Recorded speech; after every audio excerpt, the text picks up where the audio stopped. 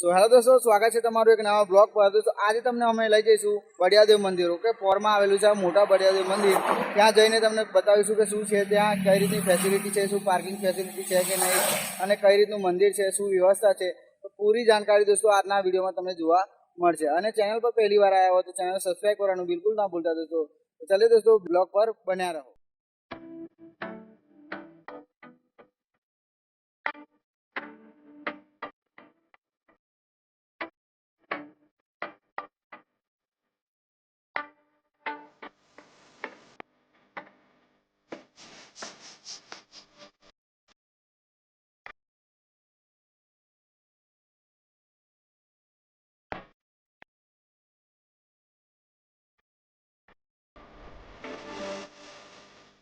તો ફ્રેન્ડ્સ, અમે આવી ગયા છે પોર ગામમાં. અહીંયા બળિયાદેવનું મંદિર છે દોસ્તો, જોઈ શકો છો તમે. અહીંયા મેન એન્ટ્રી છે દોસ્તો. અને અહીંયા દોસ્તો આપણે તમને પાર્કિંગ ફેસિલિટી બી મળી જશે. અને દોસ્તો અહીંયા બજાર બધી વ્યવસ્થા અહીંયા ઉપલબ્ધ છે. તો તમને કોઈ જાતની અહીંયા તકલીફ નહીં મળે. અહીંયા બીજું દોસ્તો અહીંયા ટ્રાન્સપોર્ટેશન માટે પણ અહીંયા તમને છકડા, બસ, ટ્રાવેલિંગ માટે બધી વસ્તુ અહીંયા તમને ઉપલબ્ધ મળશે. ઓકે ફ્રેન્ડ, તો દોસ્તો અહીંયા જોઈએ તો એક વ્યવસ્થિત રીતે તમને ટ્રાન્સપોર્ટની સુવિધા અહીંયા ઉપલબ્ધ થાય છે. તો તમે અહીંયા ગમે ત્યાંથી આવતા હો દોસ્તો, તો અહીંયા તમને કોઈ પણ જાતની તકલીફ પડશે નહીં. ઓકે ફ્રેન્ડ, તો ચાલો દોસ્તો અંદર અમે જઈશું દર્શન કરવા, અને તમને બતાવીશ કે કઈ રીતનું છે અને મંદિરના અંદર નજારો શું છે. Okay friend.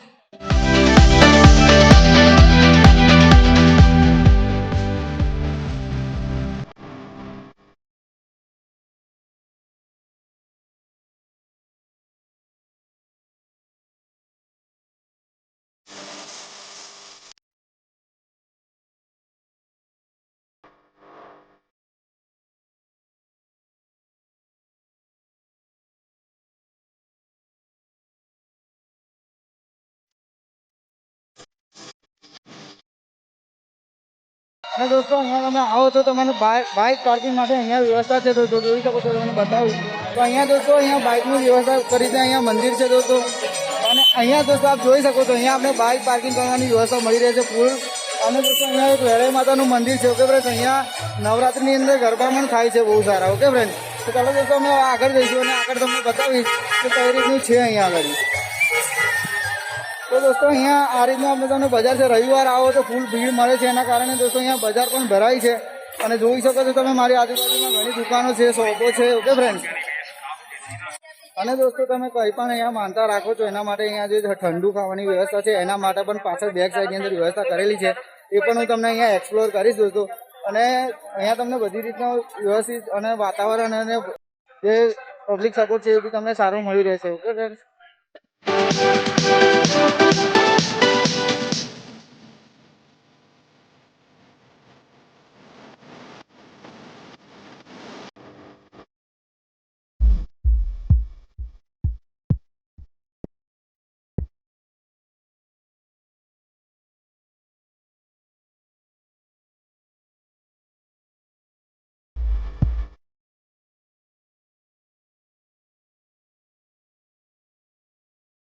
સો ફ્રેન્ડ્સ, તમે જોઈ શકો છો આ મંદિરનો મેઇન ગેટ છે. તો અહીંયા એન્ટ્રી બંધ છે.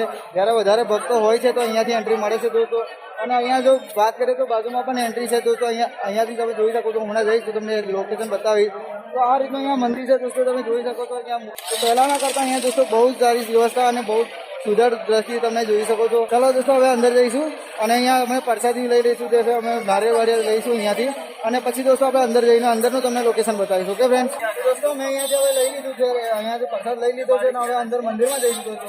અને અંદર આપણે ભરતી કરીને પાછળની જે સાઈડ જે ઠંડુ ખાવાની જે પ્રથા છે તો એ પણ દોસ્તો અમે પાછળ બતાવી છે કઈ રીતે અહીંયા વ્યવસ્થા રાખેલી છે. સો ફ્રેન્ડ્સ, આપણે અહીંયા મંદિરમાં એન્ટ્રી કરી લીધી છે દોસ્તો. તો જોઈ શકો છો અહીંયા બહુ સરસ મંદિર બનાવેલ છે. અહીંયાનું લોકેશન પણ બી સરસ છે. ઓકે ફ્રેન્ડ્સ, ચાલો અહીં તમને હવે મંદિર અમે એન્ટ્રી લઈ લીધી.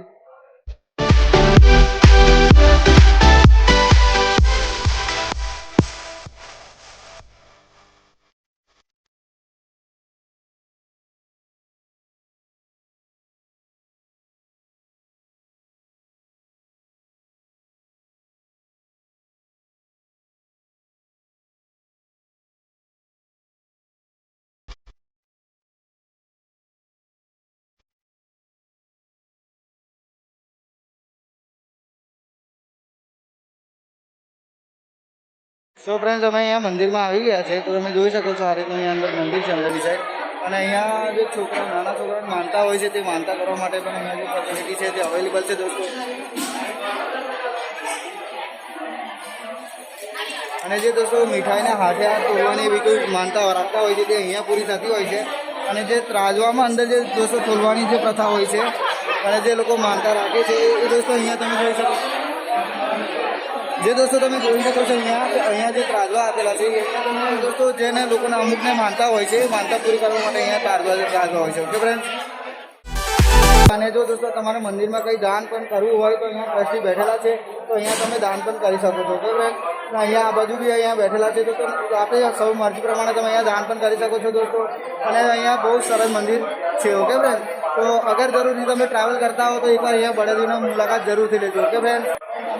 અને દોસ્તો અહીંયા નારિયેળ વધારવા માટે સ્ટેન્ડ આગળ મેકેલું છે દોસ્તો. અહીંયાથી તમે દોસ્તો પાછળ એ સાઈડ ઠંડુ જમવાની વ્યવસ્થા રાખી છે. તો એની માટે જે કોઈકની માનતા હોય કે અહીંયા બેસીને ઠંડુ જમવાનું હોય તો દોસ્તો એ પાછળની સાઈડ હમણાં આપણે તમને જઈને બતાવીશું.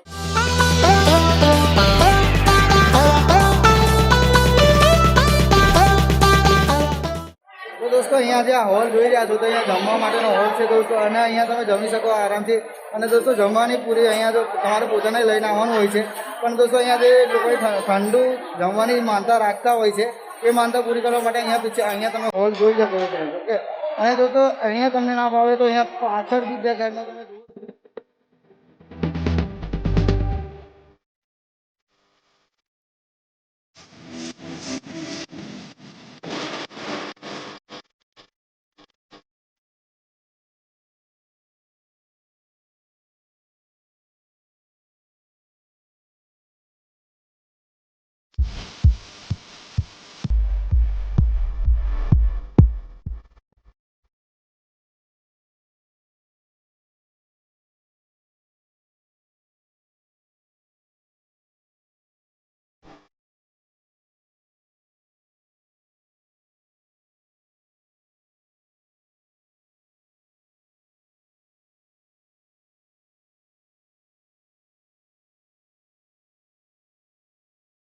તો ફ્રેન્ડ્સ જો તમે જે આ એરિયા જોઈ રહ્યા ઠંડુ જમવાનું બનાવીને પોતે લઈને આવવાનું હોય છે તો એ બધી વ્યવસ્થા અહીંયા કરેલી છે દોસ્તો. જો તમે જોઈ શકો છો આ રીતનું અહીંયા બનાવેલ છે.